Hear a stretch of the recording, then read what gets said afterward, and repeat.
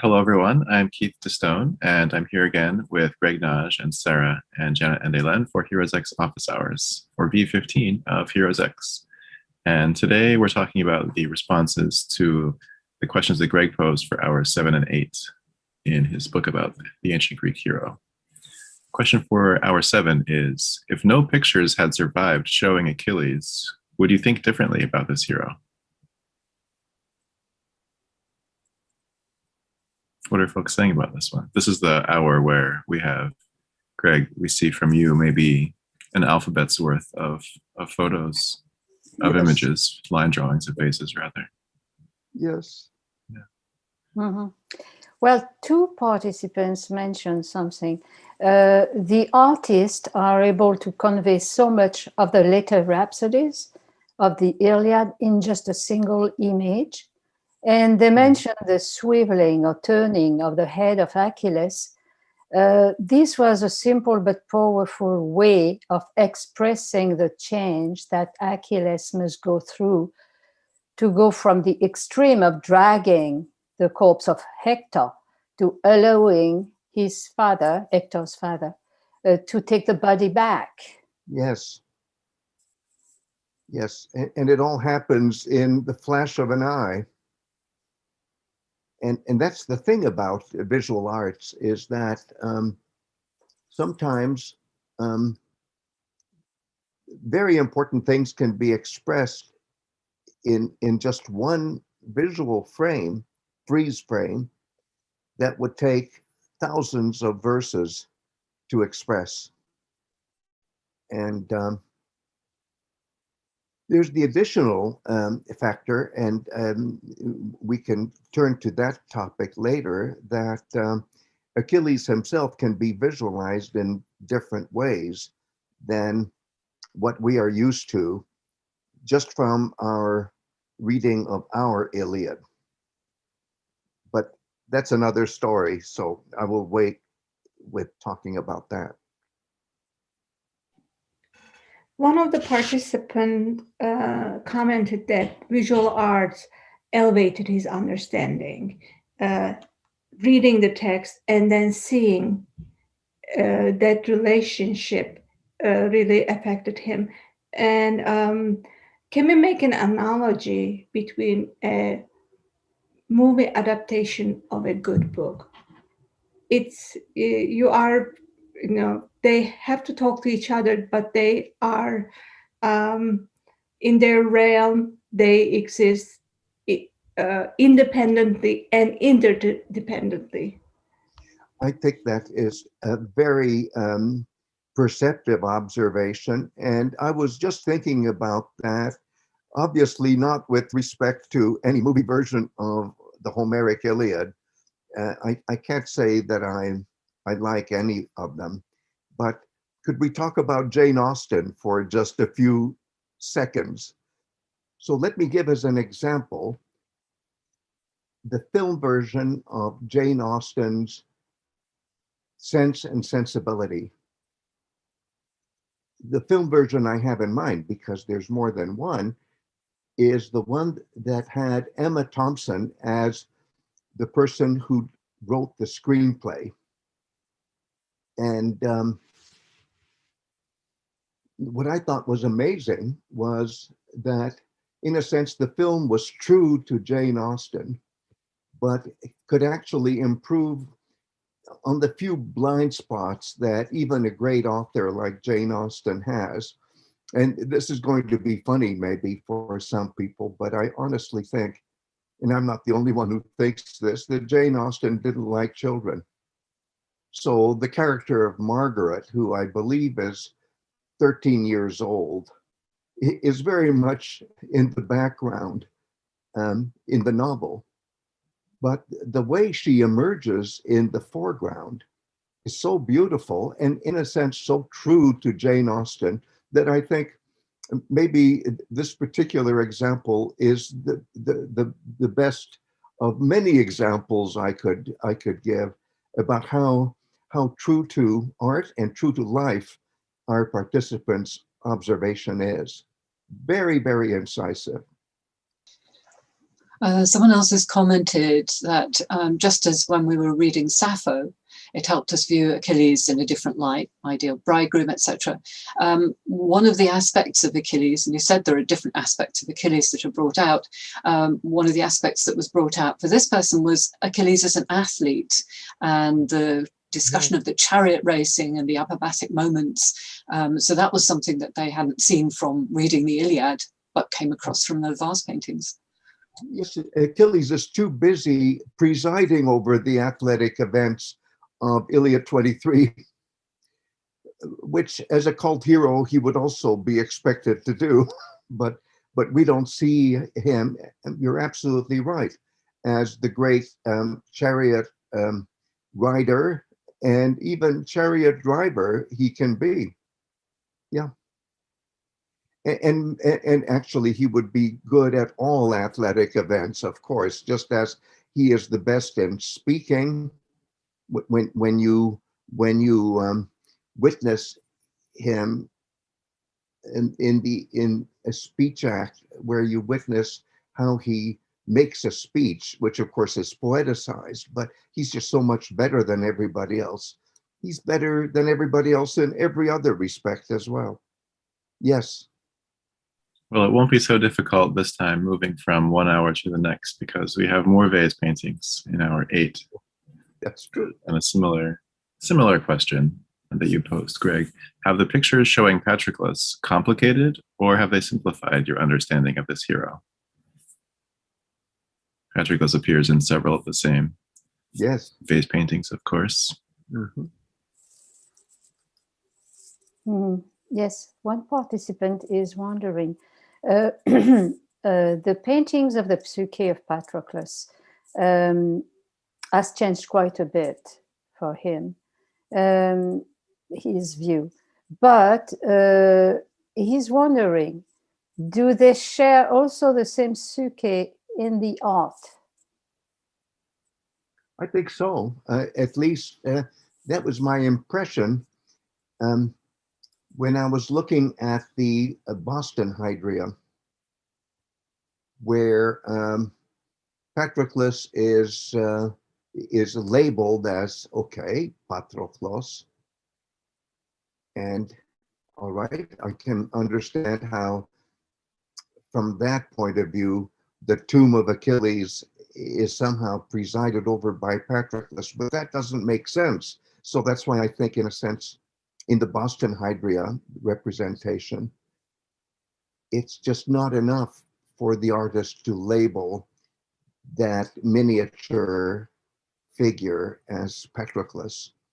But then going to the Münster Hydria, and as you know, I like to compare those two paintings with special attention. There, the fact that he is called psūkhē, by he, I mean that miniature figure who's hovering over the tomb, suggests to me that in the visual arts, psūkhē and Patroklos are interchangeable as references to what any viewer would interpret primarily as the tomb of Achilles, because the tomb of Patroklos is only temporary. It's made very clear even in our Iliad. So maybe I'm being too facile in the way I say this, but I think that the visual arts reinforce the impression we get from the verbal arts, that just as the tomb belongs to both heroes, so also the psūkhē belongs to both of them. And I try to say that in so many words in the way I described that amazing scene in our Iliad, in Rhapsody 23 of our Iliad. Another poster commented that seeing Patroklos in the visual arts enhanced and complemented his understanding of the importance of Patroklos. He is not just a therapon, but a very special person for for the in the Homeric epic. Yes, bravo, bravo. I'm saying bravo to the participant. I'm saying it in modern Greek, not in Italian. I should add too, I said earlier that there are lots of vase paintings in hour 8, but there aren't reproductions. You're not missing anything if you don't see pictures in hour 8. But I was thinking of the fact that Greg's analysis of the vase paintings continues. So I just exactly I want to make that clear. Exactly. No, you said it beautifully. I just can't let go in hour 8 of the pictures that we saw in hour 7. So you said it exactly the way I'm thinking.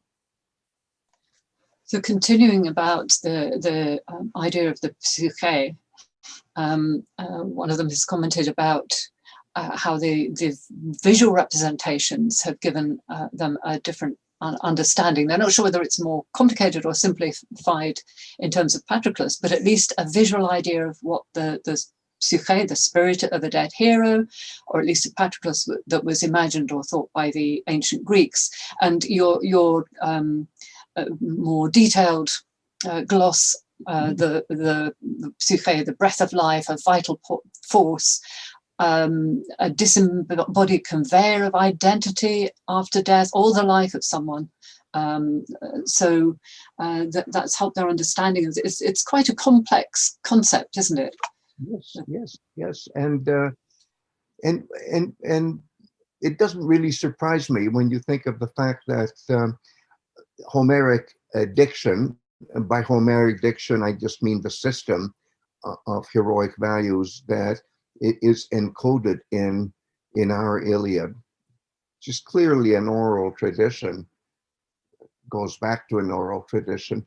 Within that system, there are so many checks and balances.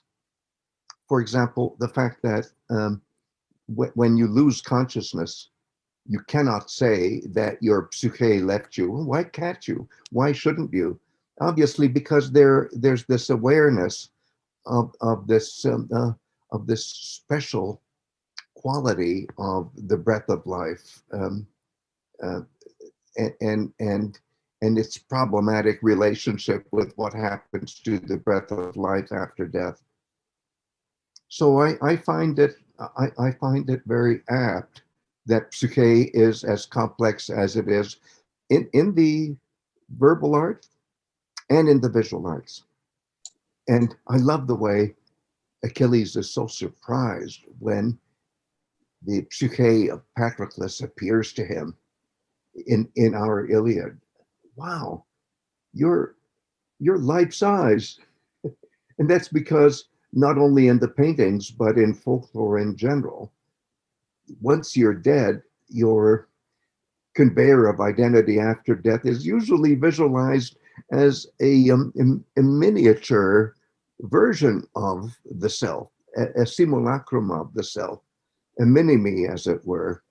Oh, I shouldn't have used that filmic term, but films are still on my mind. And if you don't know what I'm referring to when I say mini-me, maybe it's for the better. They're small in size, but some of the figures are winged, and the wings is another way that they're represented visually, aren't they? Not necessarily in vase paintings, but in other representations. So it's that combination of something smaller or lighter, or as one of the participants has mentioned, and they may sort of float or fly about. They're not rooted in the ground so much. You know, I think that sometimes we humans today are spoiled by technology.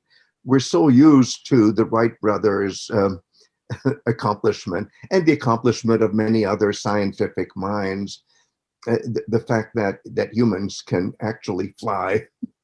But I stop myself every time I would say things. Well, I can't say it now. I can't travel by airplane right at the moment. But if I say things like, well, I'm going to fly from Boston to Washington, or from Washington to Boston, what am I saying is what would the ancient Greek world think of me when I say I'm flying? The wonder of it all is now bleached. isn't it? Because we're so used to airplanes or whatever we want to call them. And so to me, I just try to think of wings from a technological era of humanity when you could not imagine an everyday person flying. And where the very idea that, hello, I'm flying from Athens to Thessaloniki would be a fantasy. It's like a flying carpet. Well, friends, thank you again. These conversations are always wonderful. So next time, hours 9 and 10. Yes, I'm just so impressed with these beautiful questions. I'm not trying to flatter our participants. It's not like, oh, v15 is the best of any of the versions we've ever done, but it always seems that the latest version is the best. I love these questions and the comments. All right. Thanks, everyone. See you next time.